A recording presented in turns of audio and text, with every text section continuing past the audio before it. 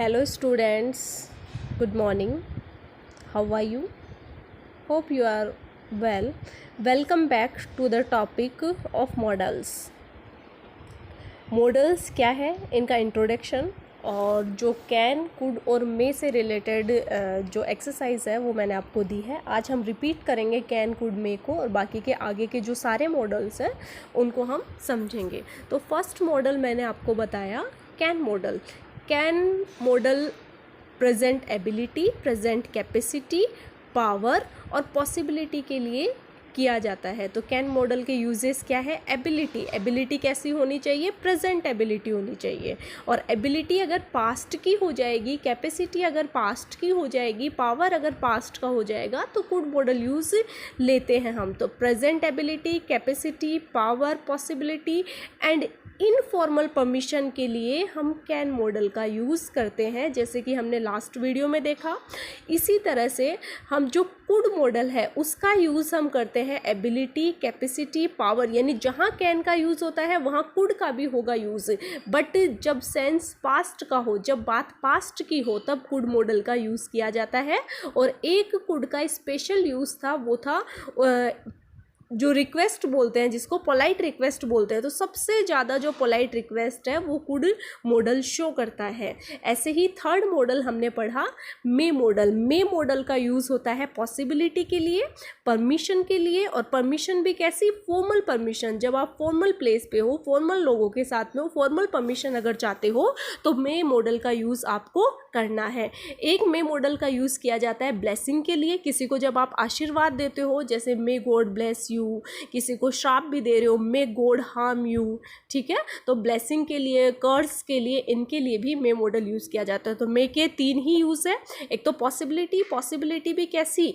जब थोड़ी strong possibility हो, प्रेजेंट पॉसिबिलिटी हो, तब मे मॉडल यूज़ किया जाता है. परमिशन. परमिशन कौन सी? इनफॉर्मल परमिशन है कैन मॉडल, और फॉर्मल परमिशन है मे मॉडल का यूज़ किया जाता है. और एक किया जाता है ब्लेसिंग और कर्स में. ऐसे ही अब जो नेक्स्ट मॉडल है वो है माइट मॉडल. मे का ही जो रिमोटनेस शो करता है वो माइट मॉडल शो करता है. और माइट मॉडल का यूज़ किया जाता है फ्यूचर पॉसिबिलिटी के लिए. किसके लिए किया जाता है? फ्यूचर पॉसिबिलिटी के लिए. और मे से भी कम संभावना, अगर बहुत कम संभावना हो, तब इस माइट मॉडल का यूज़ किया जाता है. यानी थोड़ी ज़्यादा संभावना अगर हो, थोड़ी ज़्यादा पॉसिबिलिटी अगर हो, तो हम मे मॉडल का यूज़ करेंगे. और रिमोट यानी कि बहुत कम, बहुत दूर की अगर संभावना हमें जतानी है तो हम माइट मॉडल का यूज़ करेंगे. तो फ्यूचर पॉसिबिलिटी को शो करता है, बट मे से भी कम संभावना. यानी जैसे डॉक्टर कोई मेडिसिन देता है तो डॉक्टर क्या लिखता है? डॉक्टर बोलता है, यही बोलता है कि this medicine might cure your illness in 1 month. कि शायद ये जो मेडिसिन है वो आपको, मतलब पॉसिबिलिटी है, लेकिन पॉसिबिलिटी कैसी है? रिमोट है, दूर की है. ये तो नहीं आपने मेडिसिन ली और तुरंत आप ठीक हो गए, ऐसा तो होगा नहीं. तो उसमें वो माइट वर्ड यूज़ करता है. ऐसे ही मैं बोलूँ कि there are no clouds in the sky but it might rain because it is rainy season. कि बादल तो नहीं है बिल्कुल भी आसमान में, लेकिन बरसात तो होनी ही चाहिए भाई 1-2 दिन में, 5-7 दिन में, बिकॉज रेनी सीजन है ये. तो माइट क्या दिखाता है? फ्यूचर पॉसिबिलिटी को दिखाता है. रिक्वेस्ट के लिए भी यूज़ किया जाता है, ये पर्पस के लिए भी यूज़ किया जाता है. और हेजिटेशन को ये शो करता है कि जब कोई हेजिटेशन हो, किसी से आप परमिशन के लिए पूछ रहे हो, हेजिटेशन कि might I make a suggestion, might I do this, might I do that. तो हेजिटेशन जो है, हिचकिचाहट जो है, उसे भी माइट मॉडल शो करता है. उसके बाद में आ जाता है विल या शैल मॉडल. विल जैसे कि टेंस में क्या होता है? जब सब्जेक्ट आई और वी हो, यानी कि जब सब्जेक्ट फर्स्ट पर्सन हो, तब हम शैल का यूज़ करते हैं. और बाकी जो ही, शी, इट, यू, यानी सेकंड और जो थर्ड पर्सन है, उनके साथ में हम विल मॉडल का यूज़ करते हैं. अब मॉडल्स में क्या हो जाता है? इनका ऑपोजिट हो जाता है. आई और वी जब सब्जेक्ट है तब तो विल मॉडल का यूज़ किया जाता है. और बाकी जो सेकंड एंड थर्ड पर्सन यानी यू, ही, शी, इट, ये सब है, तो इनके साथ में हम शैल मॉडल का यूज़ करेंगे. और सेम अर्थ में, जैसे इसमें भी क्या होती है? इसमें भी दिखाया थ्रेट दिखाई जाती है। जैसे मैं बोलूँ I will punish you, I will kill you, तो सब्जेक्ट अगर आई है यानी सब्जेक्ट अगर फर्स्ट पर्सन है तब तो मैं आई के और वी के साथ में विल यूज़ करूँगी। अदरवाइज अगर ही शी इट सब्जेक्ट है तो उसके साथ शैल यूज़ करूँगी मैं। जैसे ही शैल पनिश यू कि वह तुम्हें पनिश करेगा, आई विल किल यू मैं तुम्हें मार दूंगी। तो जब सब्जेक्ट आई है और वी है तब तो हम किसका यूज़ करेंगे, हम विल का यूज़ करेंगे। जब मैं किसी को धमकी दे रही हूँ, थ्रीट कर रही हूँ, थ्रीट मीन्स धमकाना, यानी इसके कुछ अर्थ है जैसे कि डिटर्मिनेशन। डिटर्मिनेशन क्या होता है, पक्का इरादा होता है, दृढ़ निश्चय होता है। और क्या होती है, सर्टेनिटी, निश्चितता, आई विल डू दिस, देखो मैं ये कर लूँगी। और क्या, थ्रीट, थ्रीट मीन्स क्या होते हैं, धमकी देना। तो सर्टेन, प्रॉमिस, प्रॉमिस जैसे I will give you this book कि मैं ये किताब तुम्हें दूंगी, तो मैं प्रॉमिस कर रही हूँ। तो प्रॉमिस, सर्टेनिटी, डिटर्मिनेशन और थ्रीट के अर्थ में हम विल और शैल मॉडल का यूज़ करते हैं। लेकिन अगर सब्जेक्ट आई और वी है तो हम इसके साथ विल का यूज़ करेंगे। और उसके अलावा अगर sentence he, she, it, you ये सब है तो हम किसका यूज़ करेंगे, शैल मॉडल का यूज़ करेंगे। पोलाइट रिक्वेस्ट के लिए भी विल मॉडल का यूज़ होता है। जैसे will you open the window please, कि क्या आप ये खिड़की खोल सकते हो। पोलाइट रिक्वेस्ट मीन्स रिक्वेस्ट करना, प्रार्थना करना, तो पोलाइट रिक्वेस्ट के लिए विल का यूज़ होता है। फिर जो मैंने अभी आपको बताया willingness, refusal, willingness only affirmative sentence में यानी ओनली स्टेटमेंटल में, सिंपल सेंटेंसेज में। रिफ्यूज़ल, रिफ्यूज़ल मीन्स क्या होता है, मना करना होता है। और मना करना क्या, नेगेटिविटी को बताएगा। तो नेगेटिव सेंटेंस जो होते हैं रिफ्यूज़ल वाले उसमें यूज़ होता है एग्रीमेंट, इंटेंशन, इंटेंशन पक्का इरादा, इसके लिए यूज़ होता है ये। ऐसे ही अभी आपको बताया कि प्रॉमिस, थ्रीट, डिटर्मिनेशन और सर्टेनिटी, ये चीज़ इंटेंशन में सर्टेनिटी आ चुकी है। तो ये चीज़ मैंने आपको बताई विद फर्स्ट पर्सन, ये यहाँ पे भी लिखा गया है।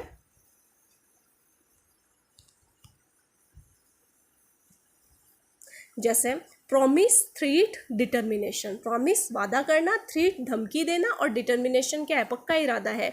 But with only first person, और फर्स्ट पर्सन इंग्लिश के कौन है, फर्स्ट पर्सन है आई एंड वी, यानी आई और वी के साथ में अगर आप सेंटेंस में कुछ कोई प्रॉमिस का, कोई थ्रीट का, कोई डिटर्मिनेशन का, कोई सर्टेनिटी का फील नज़र आ रहा है तो उसके साथ में हम विल मॉडल का यूज़ करेंगे। और प्रॉमिस, थ्रीट, डिटर्मिनेशन ये हमें शो हो रही है सेंटेंस में, लेकिन सब्जेक्ट कौन है, ही, शी, इट, यानी सेकंड पर्सन या थर्ड पर्सन है, तब हम विल की बजाय किसका यूज़ करेंगे, शैल का यूज़ करेंगे। और बस यही क्वेश्चन पूछा जाता है, सब्जेक्ट पहचान करके आपको यूज़ करना है कि सब्जेक्ट जब फर्स्ट पर्सन है तब तो विल, और सब्जेक्ट अगर सेकंड पर्सन और थर्ड पर्सन है तब हमें किसका यूज़ करना है, तब हमें शैल का यूज़ करना है।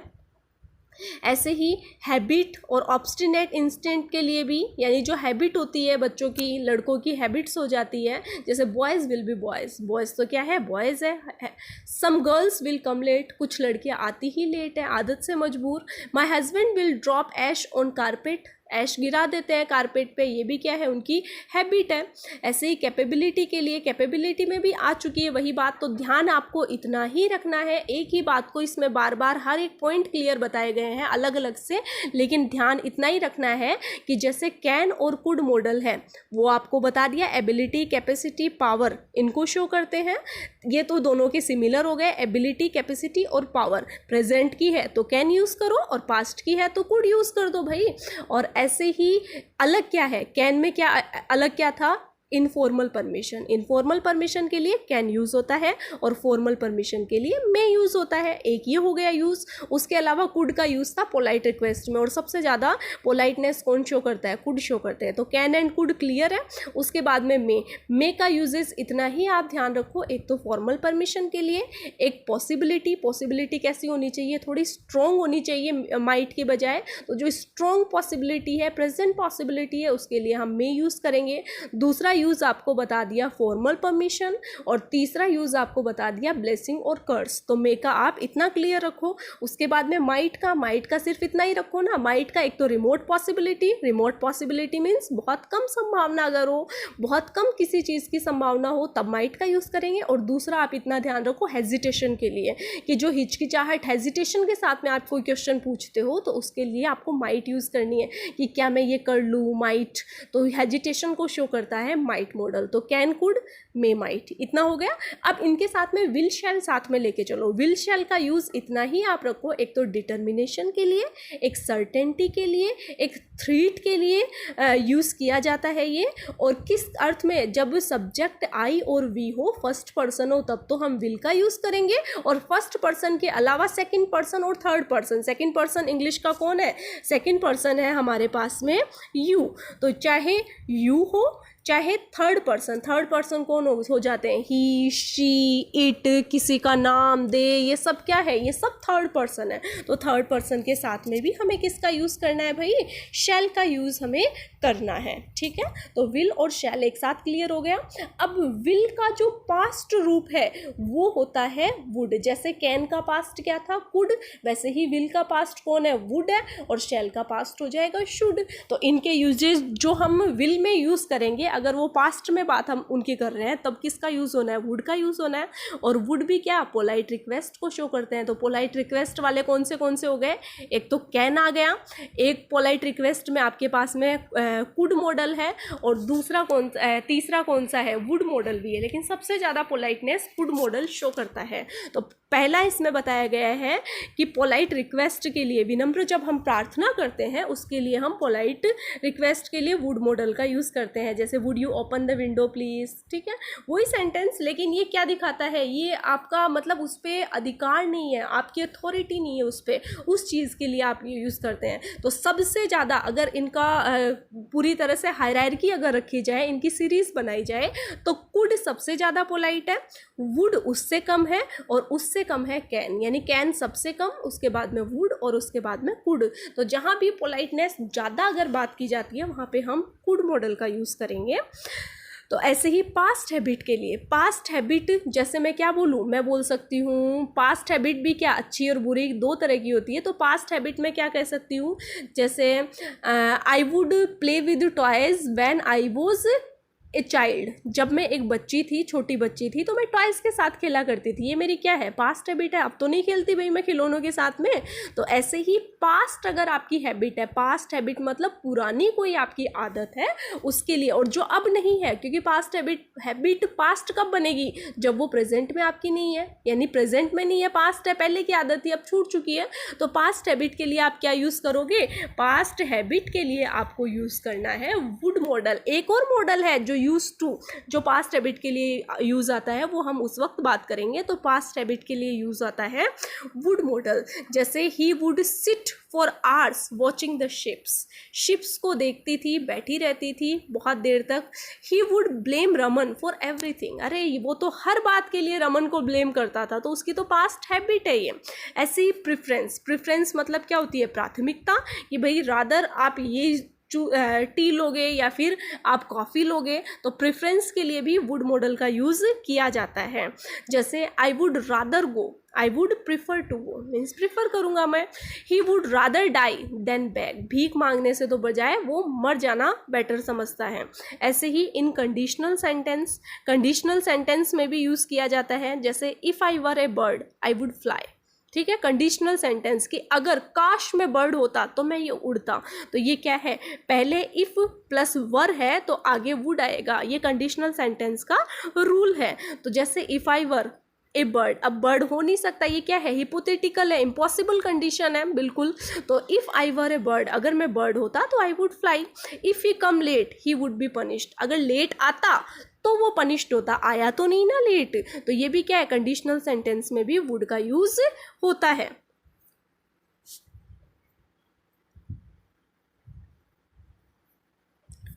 ठीक है, तो आज हम इतना देखेंगे, इसके बाद का आगे नेक्स्ट वीडियो में मैं डालती हूँ। Okay, thank you.